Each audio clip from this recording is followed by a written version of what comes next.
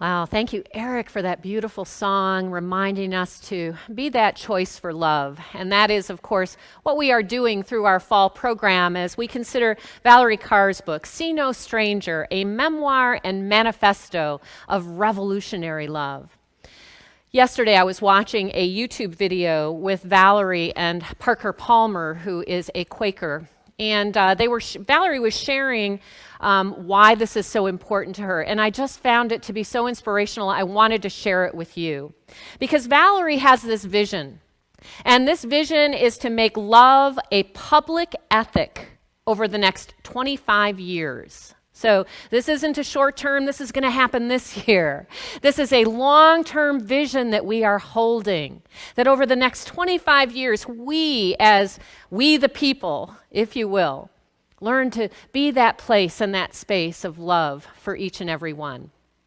And Parker said in that same video that we all are asked to take some risk on behalf of the common good.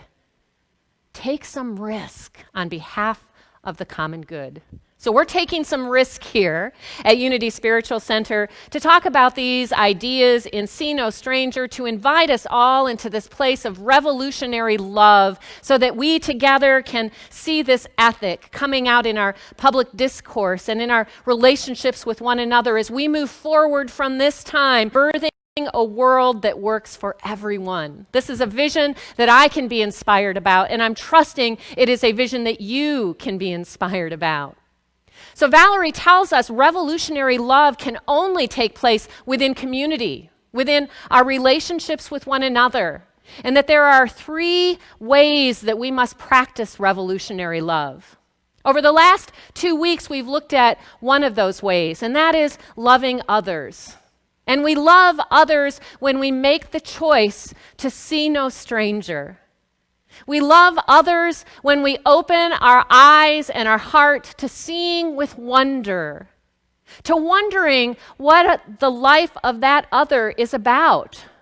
What moves them? What saddens them? What inspires them? What fears arise in them? What hope is there for them? To be in that place of wondering about them so that we can see them as a part of us that we simply do not know yet. That is the revolutionary practice for loving others. But Valerie says we cannot get stuck with only loving others because that will be ineffective. It's ineffective when we only pour our love out to others and forget about loving ourselves. We will quickly run out of energy to do the work that needs to be done. It's ineffective if we only love others without also drawing into that our opponents, those we disagree with. And so today we're moving from the practice of loving others, one leg of our 3-legged stool, to the practice of loving our opponents. Those experiences in our lives that we are in disagreement with. Our opponents can be somebody, but our opponents might also be an idea. It might be an idea that we ourselves hold. It might be an idea held by one of those others, but it is something that creates in us a disagreement. And Valerie reminds us that we must tend to the wound that lies there under that disagreement, and that's what revolutionary love looks like when we love our opponents. And so the first part of this revolutionary love, the challenging part, I think, is the rage that we will feel when there is an opponent present. Because you see, most of the time, many of us have been taught that it is not good to rage, that anger isn't healthy, that we should push that down or hide it or eliminate it somehow, that we should not act on our anger. I know growing up as a girl, a good girl didn't show those feelings of anger. And I'm sure good boys weren't allowed to either. So what do we do? What do we do when we have an opponent, somebody that we are in disagreement with, that we are meeting here in this moment, and we feel this anger rising up within us? Science studies have shown that to deny that anger, to stuff that anger, is not healthy for us. When we stuff that anger, when we keep it down, when we pretend it is not present, then what it does is it begins to impact our body and our health. Studies show that those people who do not acknowledge their anger have increased heart disease, increased high blood pressure. So what do we do with our anger? How do we learn to deal with that rage that we feel within in a divine way? Something that Valerie calls divine rage. Now, that might seem odd to you, an idea of divine rage. We see God as good. We see God as love. And in unity, it can be easy to bypass those feelings of anger and rage and move right to the loving. Wait, we must love one another. But what Valerie tells us is that to truly be in a place of revolutionary love, transformative love, we must experience that rage that arises within us in a safe container. The idea of divine rage isn't really a new one. If you look to the spiritual teachers, they talk about this divine rage. Probably the one that we in Christianity recognize the best is when Jesus went to the temple and overturned the money changers' tables in his anger at the oppression that was being done at that time to those who were poor. That perhaps didn't have the money to come and to purchase the sacrifices that were there to change their money into the correct form. And so Jesus, in his anger, in that divine rage, went and turned over those tables. But Jesus isn't the only one. There's also one that very much moved Valerie when she went to India and walked in India over a period of months and became aware of the Hindu goddess Kali. Kali was actually born out of the anger of Durga, the goddess Durga.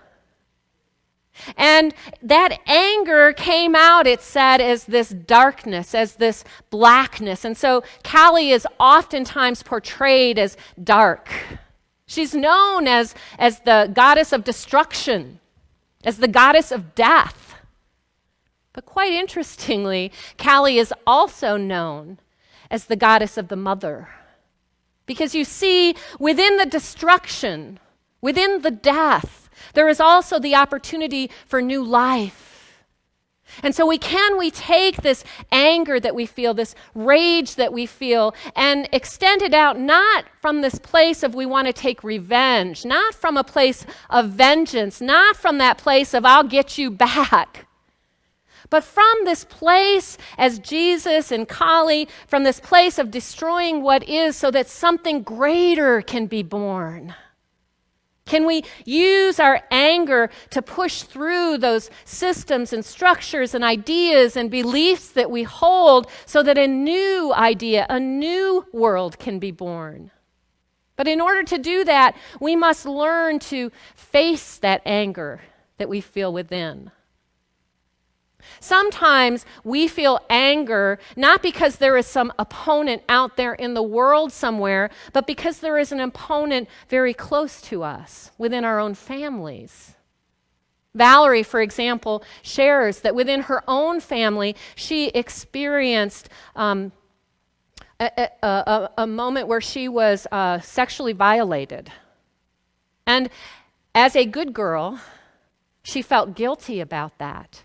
And she stuffed that incident away and did not share that with anybody. For years, that anger simmered within her.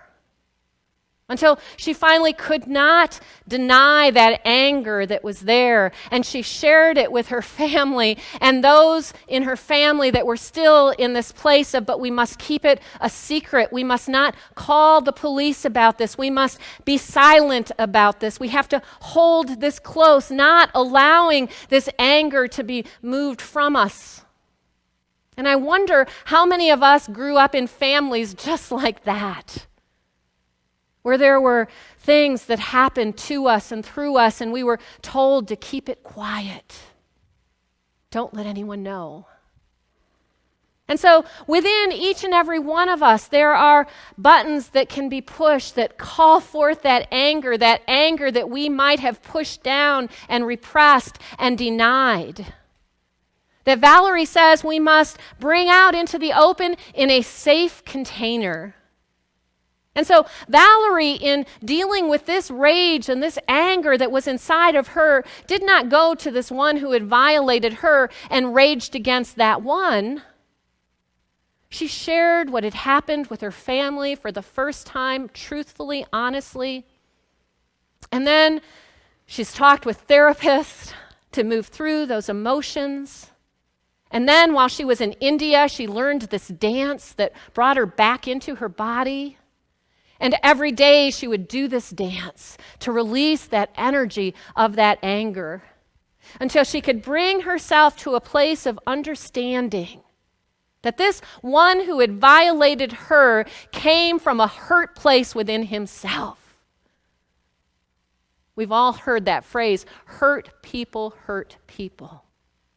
But when we are caught up in the anger, when we are caught up in the rage, when we are caught up in the justification for what we are feeling, rather than opening our hearts to understanding another and where they are coming from in their violation or their disagreement with us, we miss an opportunity to see them from this place of humanity, from this place of who they are. This beautiful divine spirit showing up uniquely and individually as this divine one. The reason Valerie says that this is community work is because until you have taken the time to truly process in a safe and sacred way that rage that you feel within you, you may not be able to do the next step, which is deep listening. And so if you find yourself in this place of still needing to deal with these feelings, do your work and allow others then to step into this place of the deep listening piece. But if you're able to do the deep listening piece, if that is not your rage or anger about it has been moved to the point of not wanting to seek revenge, not wanting to blame others, but wanting to move to a new place together, then the next step is a place of deep listening. How can we listen deeply to one another? I looked up some studies this week of hate crimes in the United States. Hate crimes in the United States have been on the increase since 2001. They have kind of gone up and down since 2001. But very early on, after 9/11, the hate crimes began against Muslims and Sikhs in the United States. And I shared some of those stories with you last week. And then at 2008, the hate crimes rose again. And then for a period of time, the hate crimes were lowering, only in 2016 to rise again. And so what qualifies as a hate crime? According to the FBI, a hate crime is a crime against someone else based on their race or their ethnicity, against their religion, against their sexual orientation, against their disability, against their gender. Hate crimes have been on the rise. And it was that rise of hate crime that I think back in 2016 moved me here in this community to try my best to begin a discussion on the racial tensions that were occurring at that time. And we gathered together in community, and we had a group of probably 20 people that day come and just talk about these things. And creating the space for that conversation to happen. Conversation that requires deep listening and not defense.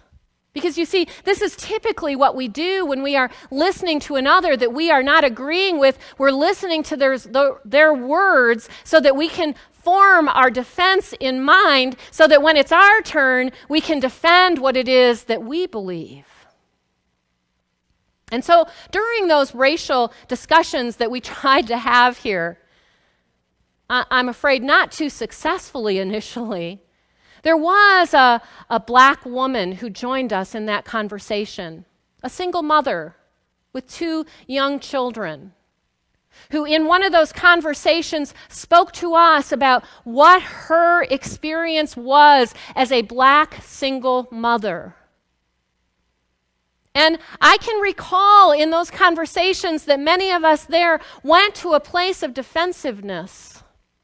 That when we responded to what was being said, we defended where we were coming from. And that's why the conversation never went any deeper. It wasn't a transformative conversation. It was a surface conversation. And I'm telling you that at this time, during this time of increased hate crimes against our family, that may be different than us, it requires deep listening, not from a place of defensiveness, but from a place of help me to understand what your experience is like. We can each do this if we learn to be still and listen. Not because we want to change anyone's mind, not because we may agree or disagree with what's being said, but to create a common place of understanding so that we can understand where each one is coming from. And then from that understanding, we can begin to reimagine a world that works for everyone. A world that works for those who think and act like us, and a world that works for those who don't. A world that works for those that we easily see as our brothers and sisters, and a world that works for those that we see as opponents. Revolutionary love invites us to keep our heart open rather than closed, so that we can love rather than hate. And as I said earlier, you don't need to look way outside of yourself for those opponents. We can find them right within our families, right within our friends, right within our coworkers. So please hear me, you don't need to go looking for these opponents. They're likely in your lives already. We live in a highly divisive political time. When we have opponents on the other side of the political spectrum that we shut our minds and our hearts and our ears to. And by doing that, everything continues to be more and more and more polarized, more divided, rather than less so. If we are going to heal this divide, if we are going to see come into expression what Valerie holds as a vision, a public where love is our ethic, then we are invited to move beyond the ideas that we hold of one another and to listen deeply to one another. So there may be things that are happening on the social scale that causes you to feel anger, causes you to feel rage. Feel those feelings. They're arising within you because you're seeing something that causes that anger to arise in you. So feel those feelings. Process them in a safe way, not by attacking someone, not by violence that we've also seen over the summer months, but process those things in a healthy way. And then when you have processed it and you're ready to sit with that opponent and truly listen to them, what do they have to say? I listened to a video this week. And the video this week, it just reminded me of how there are such polarized worldviews that we're looking at our world with. But I listened for understanding. Let me hear what this one is saying. The fear of how our whole society is changing. For some people, the things that I celebrate, the things like equality for my LGBTQ family that can now marry, that can now celebrate themselves, that no longer have to be hidden. I celebrate that, and yet, as I listen for understanding, there are those who don't, who think their way of life is being pushed upon, and it's going to disappear. The family who believe that we are all here to be individuals and to pick ourselves up by the bootstraps, and that life is here to be claimed by anyone. We all have opportunity here, so claim your opportunity. And seeing the worldview of the other side as being one that takes that away, that makes it about dependence, right? And so there's this fear, and I'm recognizing it on both sides of the political spectrum. Both sides are saying, if the other one wins, the way of life that I celebrate is going to disappear. Our country is going to be in shambles. And it's so fascinating to me to just take a step back from my own beliefs, from my own way of understanding, and just see the dichotomy of that, right? Here we are both believing in our way that our country and our way of life is going to be destroyed if our way is not the way that wins. Well, I believe that we as a country, we as a community, we, the people, are so much bigger than this. That we can listen to one another. And that in the listening to one another, we can find that place of commonality. That place that recognizes our humanity and our goodness and our ability to move through these things together when we stay open to listening to other sides, hearing clearly. Because as we do that, next week we're going to talk about reimagining together where we agree and where we can see hope and where we can see something different arising. But as long as we keep our opponents at arm's length, as long as we see our opponents as others and keep our hearts and our minds closed to them, we will not be participating in revolutionary love. The love that will help us to evolve this forward. This country of ours has had many moments just like this, where we have had such polarized views and held such polarized views, and somehow, some way, each and every time, we have found our way forward together. And this time is no different. This time calls you and I to listen to those who think differently than us, not to convince them with our defenses, but to just truly listen and hear what they have to say for understanding. Understanding is our power that we are focused on today. Understanding is one of our 12 powers that Unity teaches is born within each and every person in this world. And so we all have the ability to engage in this power of understanding. The color for understanding is gold. It's the gold standard, if you will. Because this is where we must begin. The power of will arises out of understanding. The power of will is our ability to choose. That color is silver, because understanding must come first. If we don't center first in understanding with our thoughts and our words and our actions, then where we will come from in our rage is that place of getting even, in that place of revenge, in that place of bitterness and judgment. But if instead we can pause, breathe, listen for understanding, now we can make a choice that recognizes the humanity of another, sees them from where they are coming from, perhaps as that hurt person hurting people, and make a choice to think and say and act in a way that allows our heart to remain open and returns us back to wonder. Remember wonder? The idea of seeing no stranger? When we are stuck in our anger and in our rage, we cannot see with eyes of wonder, with a heart wide open. And it's always wonder that returns us back to revolutionary love. And so I'm asking you and I to be willing this week to face our feelings, not stuff them down, to process them in healthy ways, whatever that looks like for you, And then to make the choice this week to deeply listen to another.